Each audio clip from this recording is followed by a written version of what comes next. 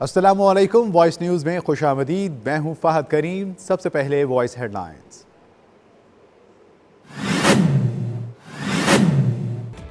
इमरान खान की मौजूदा army chief general Qamar Javed Bajwa को तौसीह देने की तजवीज़। रिटायरमेंट से मुतालिक हल निकाला जा सकता है। ये इंतखाबात जीत जाएं तो नए आर्मी चीफ का आइन के दायरे कार में रहकर इंतखाब करेंगे।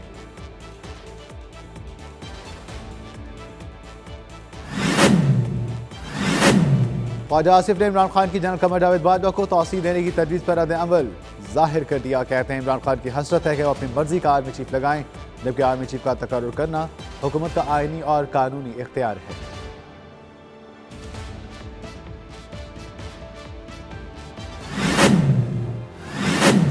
इमरान खान ने साबिक अमरीकी CIA के तज्जियाकार साबिक सिफारतकार रॉबिन राफेल से मुलाकात की तस्दीक कर दी। कहते हैं रॉबिन राफेल को पुराना जानता हूं, वो अमरीकी हुकूमत के साथ नहीं, थिंक टैंक के साथ हैं।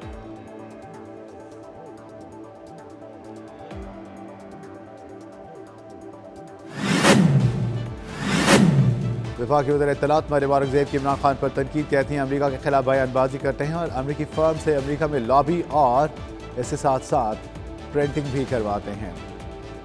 छुप छुप के मुलाकातें करने का भी इल्ज़ाम।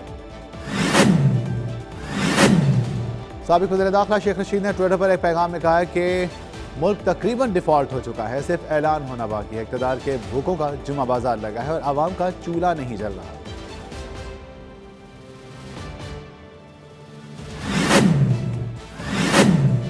चौधरी परवेज इलाही वज़ीर आला पंजाब ने पंजाब में गंदम की कीमत मुकर्रर करने का तयन कर दिया। सूबे में गंदम की इमदादी कीमत 3000 रुपये फी मन मुकर्रर करने की मंजूरी दे दी।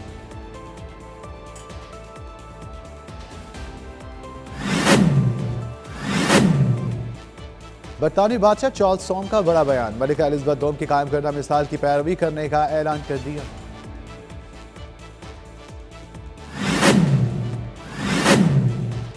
लाहौर हाई कोर्ट में पेट्रोलियम मसनूआत की कीमतों में इजाफे के खिलाफ दरख्वास्त पर समाअत। अदालत ने पेट्रोलियम मसनूआत की कीमतें के तयन का तरीक़ाकार पेश करने का हुक्म दे दिया।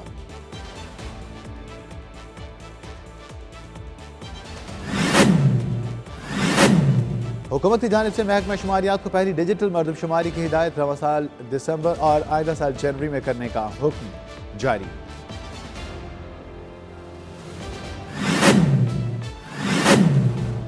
कोयटा में आटे का बहरान। तंदूर मालिकान की उजारादारी। तंदूरों पर एक रोटी 50 रुपए तक फरोख्त होने लगी। रोटी का वजन भी कम कर दिया गया।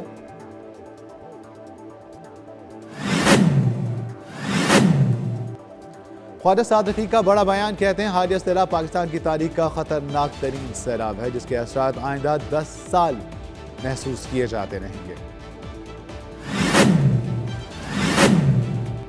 एशियाई तरक्याती बैंक की कुदरती आफात के बारे में रिपोर्ट जारी। पाकिस्तान कुदरती आफात के लिहाज से हाई रिस्क पर। पाकिस्तान में सैलाब की तबाही ज़लज़ले से ज़्यादा है।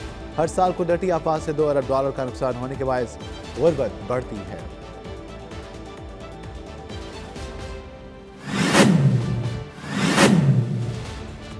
मशहूर टर्किश ड्रामा सीरीज अर्तुगरुल गाजी के अदाकार सैलाब मुतासरीन की मदद के लिए पाकिस्तान पहुंच गए। अदाकार जलाल इमदादी सरगर्मियों में शरीक। रज़ाकाराना तौर पर इमदादी सामान की बोरियां अपने कंधे पर उठाकर सैलाब मुतासरीन के खैमों में पहुंचाएं।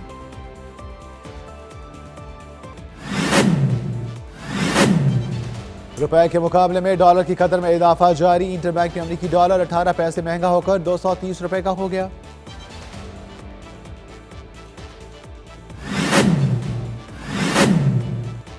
कराची में डेंगू के वार बरकरार। महकमा सेहत के मुताबिक एक दिन में 7 अफराद जाँ बहक हो गए।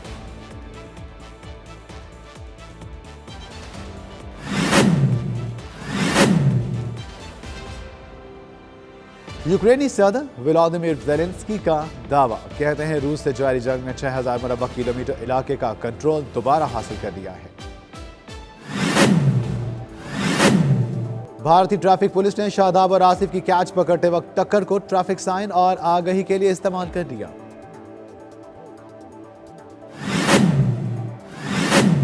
श्रीलंका एशिया कप की जीत के बाद वतन वापसी। खुशी से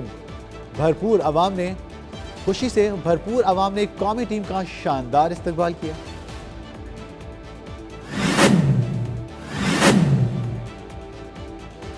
पाकिस्तान पोलो टीम ने ई वर्ल्ड चैंपियनशिप के लिए अच्छे मार्जिन से क्वालिफाई कर दिया। पोलैंड की एगा स्वेटेक ने विमेन यूएस ओपन का टाइटल जीत लिया, जबकि एल्काराज ने मेंस यूएस ओपन जीतकर दुनिया के कम उम्र तरीन नंबर 1 खिलाड़ी बन गए। और 30 वर्ष तक दुनिया पर राज करने वाले सफीरुल्लाह सिद्दीकी और फ्लहरी के नाम से जानने वाले मज़ाहिया अदाकार को हमसे बिछड़े 10 बरस बीत गए।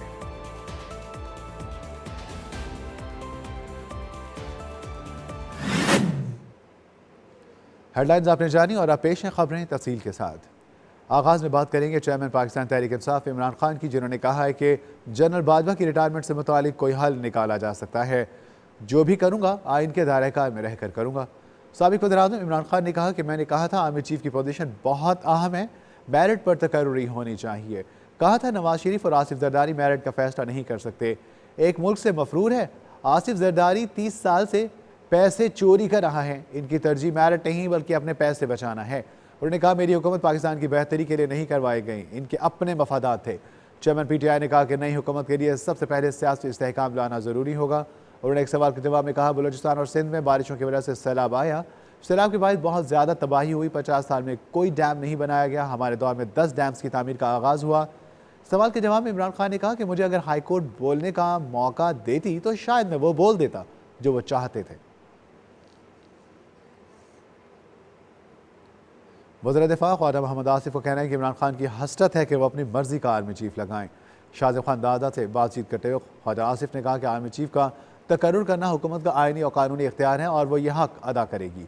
उनका कहना था कि आर्मी चीफ की तकर्रुरी में 2.5 माह बाकी हैं, अभी इस पर गौर का प्रोसेस भी शुरू नहीं हुआ। इमरान एक सोचे समझे मंसूबे के तहत इस मामले को मुतनाज़ बना रहे हैं। उन्होंने कहा कि इमरान खान ने बनी गाला में मुलाकातें की। ज़हनी तौर पर ये लोग आज भी अमरीका की सपोर्ट चाहते हैं। आर्मी चीफ की तकर्रुरी के मामले पर साबिक वज़ीर-ए-आज़म को कहना था कि दुनिया में वो कौम ऊपर जाती है जिसपे मेरिट हो। उनका कहना था कि आसिफ जरदारी नहीं 30 साल से पैसे चोरी कर रहे हैं। उनकी तरजीह सिर्फ पैसा बचाना है, मेरिट नहीं। ये मेरी हुकूमत गिरा कर ऊपर बैठे हैं। ये पाकिस्तान के लिए नहीं था। हमारी 155 और नून लीग की 85 नशस्तें हैं।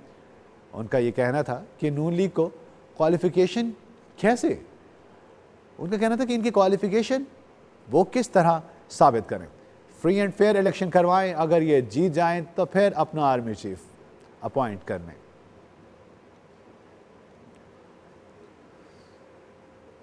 साबिक वज़ीर-ए-आज़म पाकिस्तान तहरीक इंसाफ के चेयरमैन इमरान खान ने अमरीकी CIA की तज्जियाकार, साबिक सिफारतकार और लॉबिस्ट रॉबिन राफेल से मुलाकात की तस्दीक की है। रॉबिन राफेल अमरीका की साबिक सिफारतकार और CIA तज्जियाकार और लॉबिस्ट हैं। इमरान खान ने रॉबिन राफेल से मुतालिक कहा कि मैं उनको पुराना जानता हूँ। वो 1993 में असिस्टेंट सेक्रेटरी ऑफ स्टेट जनूबी और वस्ती एशियाई उमूर थी। रॉबिन राफेल अमरीकी हुकूमत के साथ नहीं, थिंक टैंक के साथ हैं। रहनुमा फवाद चौधरी ने इमरान खान और रॉबिन राफेल की मुलाकात के हवाले से कहा कि रॉबिन राफेल अगर यहाँ हैं या आएंगी तो मुलाकात में कोई मसला नहीं, वो रिटायर्ड हो चुकी हैं। उनका अमरीकी हुकूमत से अब कोई लेन देन नहीं है। इमरान खान अमरीका मुखालिफ बयान देकर अमरीकियों से छुप कर मिलते हैं। मरियम औरंगजेब का इमरान खान पर इल्ज़ाम।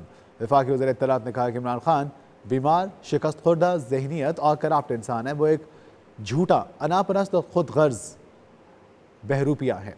इलेक्शन कमिश्नर ने आखिर क्या गुनाह किया है? 8 साल से ज़ेर-ए-इल्तवा फॉरेन फंडिंग केस में फैसला ही तो सुनाया है। मरियम औरंगजेब ने कहा कि इमरान खान फॉरेन फंडिंग में इलेक्शन कमीशन से NRO मांग रहे थे। आप अमरीका के खिलाफ बयानबाजी करते हैं और अमरीका फर्म से अमरीका में लॉबी की तमाम तर ब्रांडिंग करवाते हैं और फिर छुप छुप कर मुलाकातें भी की जाती हैं।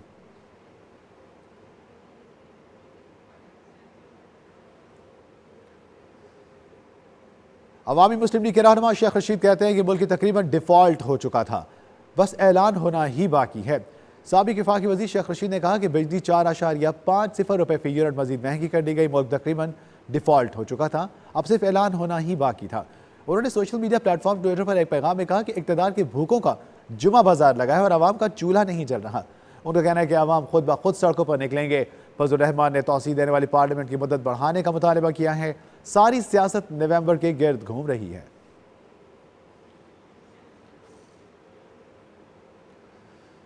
चौधरी परवेज इलाही ने पंजाब हुकूमत की गंदम की इमदादी कीमत 3000 फीमन मुकर्रर करने की मंजूरी दे दी। चौधरी परवेज इलाही की सरबराही में सूबाई काबीना का इजलास हुआ, जिसमें वज़ीर-ए-आला ने पंजाब को गंदम फराहम न करने पर वफाकी हुकूमत के रवैये पर बरहमी का इजहार करते हुए कहा कि वफाकी हुकूमत गंदम न देकर पंजाब के साथ सौतेली माँ वाला सलूक कर रही है। पंजाब में बारिश और सैलाब की वजह से 10 लाख टन गंदम की किल्लत है। इजलास में वज़ीर-ए-आला ने गंदम की इमदादी कीमत 3000 रुपये फी मन मुकर्रर करने की मंजूरी देते हुए कहा कि वफाकी हुकूमत ने पंजाब की दरख्वास्त के बावजूद गंदम फराहम नहीं की। इमदादी कीमत में इजाफे से काश्तकारों को उनकी मेहनत का पूरा मुआवजा मिलने से आइंदा बरस गंदम की काश्त में इजाफा होगा। दीगर सूबों के मुकाबले पंजाब में गंदम और आटे के निर्ख अभी कम हैं।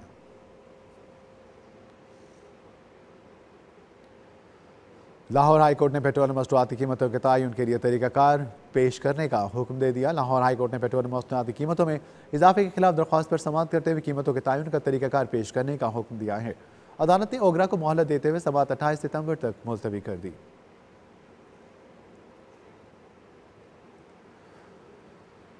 हुकूमत ने महकमा शुमारियात को डिजिटल मरदमशुमारी और रवां साल दिसंबर और आइंदा साल जनवरी में करने की हिदायत कर दी। मुल्क की पहली डिजिटल मरदमशुमारी करवाने के लिए डेडलाइन पर अमल नहीं हो सका, जिसके बाद हुकूमत ने महकमा शुमारियात और नादरा को टाइमलाइन पर नजरसानी की हिदायत कर दी। महकमा शुमारियात से कहा गया था कि वह इलेक्शन कमीशन को साथ में ला ले, क्योंकि इलेक्शन कमीशन आइंदा आम इंतखाबात के लिए कौमी असम्बली और सूबाई असम्बलियों के हल्कों की हदबंदी का काम करने का महकमा शुमारियात और इसके तमाम तफसीलात जारी करेंगी। महकमा शुमारियात के मुताबिक मरदमशुमारी का काम जनवरी 2023 तक हो जाए तो हदबंदियों का काम हो सकता है, क्योंकि हल्कों की हतमी तादाद उस वक्त सामने आएगी जब मरदमशुमारी के सूबाई नताइज सामने आएंगे।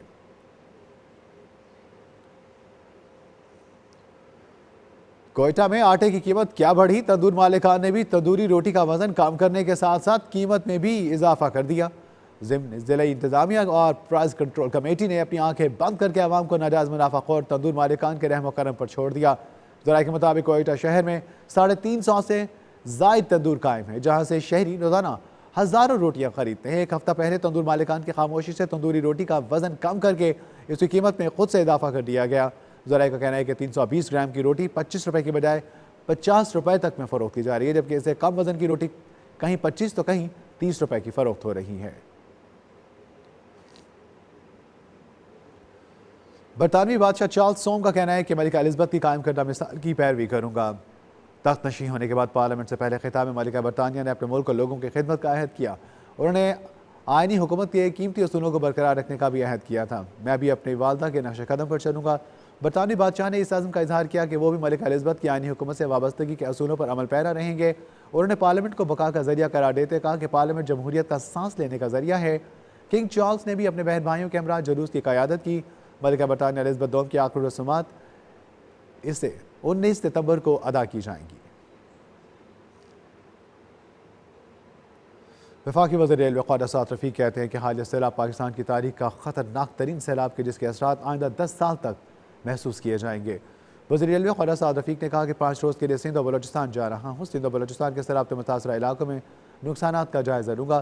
पहला दौरा सखर का करूँगा, वहाँ नुकसान और मुतासरा ट्रैक्स का जायज़ा लूँगा। सिंध और बलोचिस्तान में सैलाब से रेलवे इंफ्रास्ट्रक्चर शदीद मुतासर हुआ। वज़ीर रेलवे ने कहा कि चीन की कंपनी को कहा है कि पहले रोडी तक कराची रेलवे सेक्शन मरम्मत करें। सड़क और रेलवे ट्रैफिक बनाने में ज़मीन आसमान का फ़र्क है। रेलवे को पाँव पर खड़ा करने के लिए 15 से 20 साल दरकार हैं। हम आलमी मालियाती इदारों की सरबराही कर और इसकी सरमायाकारी के लिए कोशिश कर रहे हैं। हमने 2013 और 2018 तक टर्न अराउंड किया था, जो बर्बाद हो गया। अब फिर सिफर से शुरू करेंगे।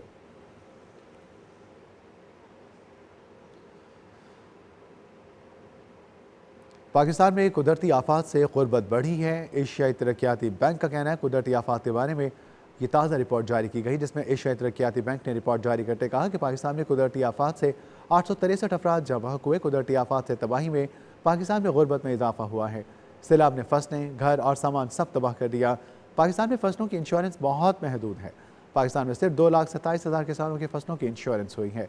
बैंक की रिपोर्ट के मुताबिक पाकिस्तान में सैलाब और जल्जले के बाद सबसे ज़्यादा बलोचिस्तान, खैबर पख्तूनख्वा और सिंध में लोग गुर्बत का शिकार हैं। सैलाब और ज़ल्ज़ले से बचाव के लिए डिज़ास्टर रिस्क फाइनेंस अप्रोच को वसी करने की ज़रूरत है।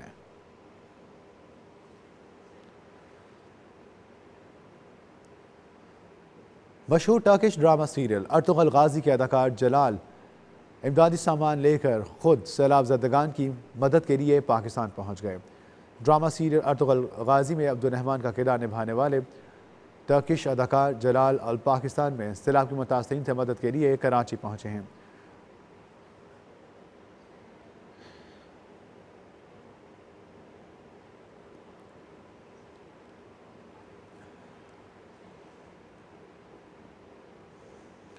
रुपए के मुकाबले में अमरीकी डॉलर की कदर में मुसलसल इजाफे का सिलसिला जारी। मंगल के रोज़ कारोबार के आगाज़ में भी अमरीकी डॉलर की कदर में इजाफा देखा गया। इंटरबैंक में अमरीकी डॉलर 18 पैसे महंगा होकर 230 रुपये का हो गया। गुज़श्ता रोज़ इंटरबैंक तबादला मार्केट में कारोबार के अख्ताम पर अमरीकी डॉलर की कदर 229 रुपये 82 पैसे थी। इंटरबैंक में 12 सितंबर तक डॉलर का भाव 11 रुपये 7 पैसे बढ़ चुका है और आज भी इजाफे का सिलसिला जारी है।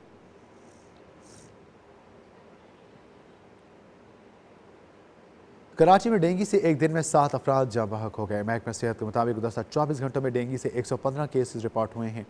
महकमा सेहत के आदाद शुमार के मुताबिक गुज़श्ता 24 घंटों के दौरान कराची के ज़िला शर्की में 35, ज़िला बस्ती में 32, कोरंगी में 17, जनूबी में 21, गरबी में 3, मलीर में 4 और किमाड़ी में 3 केस रिपोर्ट हुए हैं। जबकि मजमूई तौर पर कराची से रवां साल से अब तक 3273 केसेस रिपोर्ट हो चुके। डेंगू से जाँ बहक होने वाले अफराद का ताल्लुक ज़िला बस्ती, जनूबी और मलीर से है।